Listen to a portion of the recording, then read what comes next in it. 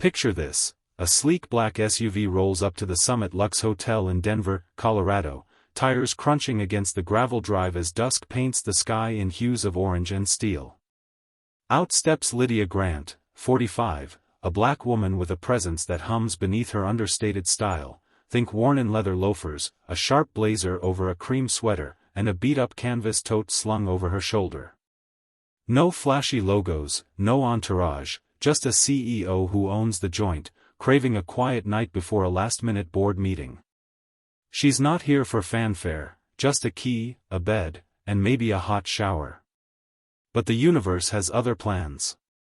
Inside, the lobby gleams with marble and muted gold, a hive of soft chatter and clinking glasses.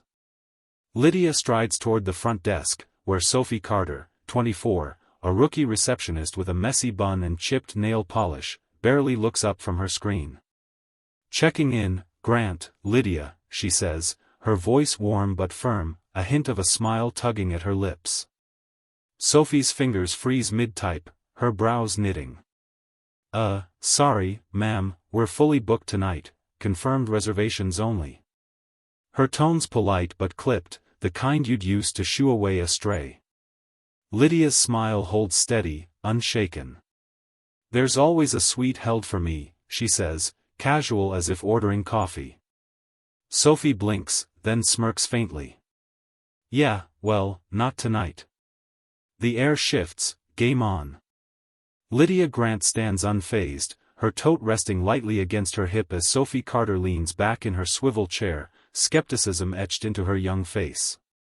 "No suite, no record, maybe you got the wrong hotel," Sophie says, her voice tinged with a shrug, like she's brushing off a lost tourist. Lydia tilts her head, her calm unshaken. "This is the Summit Lux, right? My name's on it, literally." Sophie's smirk widens, a half-laugh slipping out. "You're saying you own this place?" Her tone drips with disbelief, loud enough to draw eyes from the lobby. Across the polished floor, a couple in matching sweaters pauses mid-conversation, their heads swiveling. A guy nursing a whiskey by the bar glances over, brow raised. Lydia feels the familiar prickle, those looks that say she's gotta be kidding. She doesn't flinch. "Call your manager," she says, her voice still even, like she's asking for the time. Sophie hesitates, then grabs the phone, muttering, "Fine, but this is nuts." Moments later, Tom Hargrove, 38, hustles out from a side office, tie askew, clipboard clutched like a shield. "Evening, ma'am, trouble with a booking?" he asks, his forced grin not quite reaching his eyes. "No trouble," Lydia replies, her gaze steady. "I'm Lydia Grant. I own this hotel." Tom blinks, caught off guard, as whispers ripple through the crowd. Tom Hargrove adjusts his tie, a nervous tick flickering across his face as Lydia Grant's words hang in the air. "You own, right? Let's sort this out," he stammers, glancing at Sophie, who's now chewing her lip, unsure. The lobby's buzz dips as two security guards materialize, one near the glass doors, the other by the espresso machine, silent sentinels sizing up the scene. Lydia doesn't budge, her loafers rooted to the marble like she's grown there. She's seen this before, the doubt, the subtle flex of control, and it's not her first rodeo. Without a word, she slips her phone from her tote, thumb swiping the screen with practiced ease. The call's quick, 20 seconds tops. "This is Lydia Grant, Summit Lux Denver. I've been denied entry to my own property. Fix it." Her voice is low, clipped, no trace of anger, just cold efficiency. She hangs up, tucking the phone away, and waits, arms loose at her sides. No pacing, no glare, just a stillness that makes the room feel smaller. Tom shifts his weight, clipboard trembling slightly. "We'll, need to verify that," he says, darting a look at the guards. Sophie's eyes narrow, still unconvinced, as a woman in a fur-trimmed coat nearby pulls out her phone, camera discreetly aimed. Lydia senses the stakes rising, and she's ready to play her hand. The Summit Lux lobby hums with a tense undercurrent as Lydia Grant stands by a sleek pillar, her silhouette sharp against the glow of a modern chandelier. Sophie Carter taps her keyboard harder now, as if the screen might cough up a different truth. "Nothing under Grant," she mutters, loud enough for the couple by the bar to exchange smirks. Tom Hargrove returns from a quick huddle in the back, a stack of papers in hand, his brow slick with sweat. "Miss, Grant, we're just double-checking," he says, his voice a shaky mix of courtesy and doubt. "Policy, you know." Lydia's eyes flick to the Summit Lux logo etched in gold behind the desk, a brand she built from scratch. "Take your time," she says, her tone dry but unshaken. The guards linger, one adjusting his earpiece, the other scanning the room like Lydia might bolt. She doesn't. She's a statue of patience, but inside, the old burn simmers, not at the delay, but at the assumption she's an outsider in her own domain. A teenage girl in a denim jacket snaps a photo from the lounge, whispering to her friend. An older man with a briefcase pretends to read his tablet, stealing glances. Sophie scrolls her phone under the counter, probably digging for proof Lydia's bluffing. Tom clears his throat, fumbling with his radio. "It's just protocol," he insists, but his eyes dodge hers. Lydia nods once, her silence louder than their scramble. The clock's ticking, and they don't even know it yet. The elevator doors slide open with a soft chime, cutting through the Summit Lux's strained quiet. Out step Mark Sullivan, 50, regional VP, gray suit pristine, and Javier Torres, 42, district manager, in a navy polo that's seen better days. Their strides scream urgency, Mark's jaw tight, Javier's hands clenched around a tablet. Lydia Grant spots them instantly, her posture unchanged, but a flicker of recognition crosses her face. The lobby's chatter fades as heads turn, sensing the shift. "Miss Grant," Mark says, voice low and clipped, bypassing Tom Hargrove entirely. "We're so sorry, this is unacceptable." Javier jumps in, breathless. "Suite 1401's ready, cars on standby, breakfast orders set, your usual, avocado toast and black coffee." Tom stumbles forward, papers slipping. "I was just verifying," Mark silences him with a glare that could cut glass. Sophie Carter's smirk vanishes, her hands dropping to her lap as she clocks the panic in their eyes. Lydia's gaze sweeps the room, cool and deliberate. "Took one call," she says, her voice steady, almost amused. "Good to know." Mark nods, already on his phone, barking orders about immediate protocol. Javier taps his tablet, muttering about rerouting staff. The guards step back, suddenly irrelevant.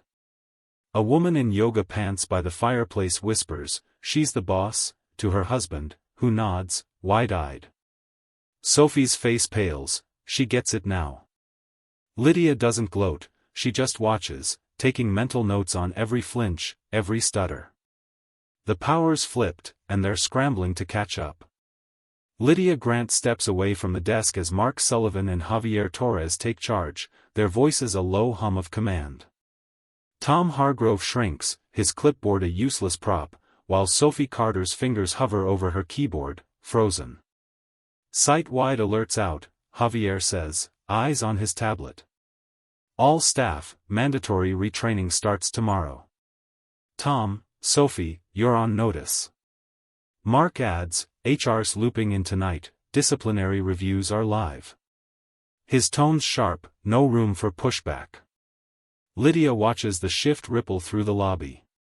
The guards slink toward the exits, avoiding her gaze. A bellhop straightens up, suddenly attentive, offering a nervous nod. The couple by the bar lowers their voices, sneaking glances her way. Sophie's bravado's gone, her shoulders slump, her eyes darting to Lydia like she's seeing a ghost. Tom mutters something about miscommunication, but it lands flat. Lydia's expression stays neutral, but she's cataloging it all, their panic, their backpedaling, the way power bends when the truth hits. She heads for the elevator, key cards in hand. "Send someone to check the suite," she says over her shoulder, her voice calm but firm. Javier nods fast. On it. As the doors close, the lobby exhales, tension replaced by a scramble to save face. Lydia doesn't need to say more, her presence has already rewritten the rules. Downstairs, the staff's in chaos, but up in 1401, she's about to reclaim what's hers. Lydia Grant steps into Suite 1401, the Summit Luxe's top floor wrapping her in silence and the faint scent of cedar. The room's pristine, plush towels folded sharp, a tray of avocado toast and coffee steaming on the table, a handwritten note from the kitchen crew scribbled with apologies. She sets her tote down, kicks off her loafers, and sinks into a leather chair by the floor-to-ceiling windows, Denver's skyline twinkling below. It's hers, all of it, but tonight, that victory feels hollow. Her mind drifts back to Chicago, 20 years ago. She was 25, a junior exec in a borrowed blazer, trailing a VP who didn't bother learning her name. A hotel clerk had handed her a broom once, mistaking her for staff. She'd laughed it off then, but the sting stuck. Now, at 45, with 15 properties under her belt, she's still proving the same point. The suite's luxury can't erase that ache, the one that comes from being unseen in a world you built. She pulls out her phone, a text from her assistant buzzing in, audits rolling, media statement ready if you want it. Lydia hesitates. She could blast this wide open, Twitter would eat it up, but that's not her play. This isn't about headlines, it's about roots, about the why behind every brick of Summit Luxe. She sips her coffee, the bitterness grounding her. Tomorrow, she'll face them head-on, not for revenge, but for something bigger. The night stretches out, heavy with purpose. At 7 a.m., Lydia Grant descends to the Summit Luxe's lobby, her charcoal suit crisp, heels clicking like a metronome. The early crowd, business travelers with briefcases, a family juggling juice boxes, freezes as she crosses the marble floor. Mark Sullivan and Javier Torres wait by a potted fern, folders in hand, coffee untouched. They look like they've pulled an all-nighter, and they probably have. Morning, Lydia says, her voice cool, leading them to a glass-walled meeting room off the concierge desk. Inside, Tom Hargrove fidgets with his tie, Sophie Carter stares at her lap, and an HR rep, Ellen Price, sits with a laptop open, her face unreadable. Lydia stands at the table's head, arms crossed. "Let's hear it," she says, her tone flat. "What happened last night, from you?" Silence stretches, thick and uneasy. Tom clears his throat, but nothing comes out. Sophie finally mumbles, "I didn't think, you didn't seem like," she stops, shrinking under Lydia's gaze. "Didn't seem like the owner?" Lydia finishes, her words slow, deliberate. Sophie nods, barely. "Was I loud? Rude? Did I threaten you?" Sophie shakes her head, 3 quick no's. Lydia turns to Ellen. "I'm not here to axe anyone, but this can't slide. Explain it." Javier jumps in, voice tight. Sophie's off the desk, write-up issued. Tom's on review. Retraining's mandatory, effective today. Lydia nods, then sits, leveling her eyes at Tom. "How long you been here?" 2 years, he says, voice thin. "And you didn't know my name?" He flinches. She shifts to Sophie. "You, how long?" 6 months, Sophie whispers. "Ever wonder who built this place?" Sophie shakes her head again. Lydia leans back. 15 hotels, coast to coast. "I started this chain because I was sick of being dismissed. Last night, you made me invisible in my own house." "Why?" Tom stares at the table, Sophie's eyes well up. "I just assumed," she says, voice breaking. Lydia's not moved. Assumptions aren't neutral, they cost people. "You're not fired, but you're accountable." Mark adds, "We're rolling out inclusivity training, every property, no skips." Lydia cuts in, "Make it real." I don't want robots reciting rules, I want people who get it, even when the guest isn't me. She stands, the room holding its breath. This isn't punishment, it's a reset. Figure out what respect means, or you won't last here. Ellen scribbles notes, Javier nods fast. Lydia's already halfway out the door, leaving them to wrestle with the weight of her words. The lobby watches her go, a quiet force reshaping everything it touches. The Summit Lux's staff lounge is a dim nook behind the coffee bar, smelling of burnt toast and stale air. Lydia Grant finds Sophie Carter there at 9 a.m., alone at a metal table, a cold latte in front of her. Sophie jolts upright as Lydia pulls out a chair, her eyes red-rimmed. Chill, Lydia says, her voice softer now, this isn't round two. Sophie nods, clutching her cup like a lifeline. Ever feel small at a job? Lydia asks, leaning back. Sophie blinks, then shrugs. Yeah. Worked at a truck stop off I-70, cooks screamed, truckers ignored me. Felt like a ghost half the time. Lydia nods, her gaze steady. So you know it. Why'd you put that on me last night? Sophie's mouth opens, then shuts. I thought you were just someone else. You didn't look like. She stops, wincing. Like a CEO? Lydia's tone stays even. What's that look like to you? Sophie doesn't answer, her hands twisting. That's the trap, Lydia says. You've got this image, suit, loud, white, whatever, and I don't fit. So you wrote me off. Sophie's voice cracks. I'm sorry. I didn't mean, Lydia cuts her off gently. I don't need sorry. I need you to see me. She leans forward. I started as a desk clerk, Philly, night shifts. Guests called me, hey you, manager said I was too sharp for the gig. I clawed my way up, built this chain so people like us could rise. Last night, you reminded me why I did it, and why it's not done. Sophie's eyes widen. You were really a clerk? Lydia smirks. Yup. First step to this. She stands, smoothing her blazer. You're not hopeless, Sophie. But every guest, fancy or not, gets respect. Start there, and you'll never have to eat this kind of regret again.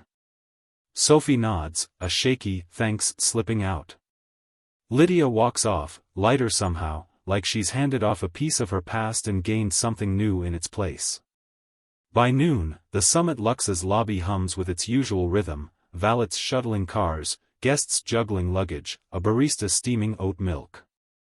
But behind the scenes, it's a different story. In the management office, Lydia Grant sits with a stack of staff files, her pen tapping a steady beat.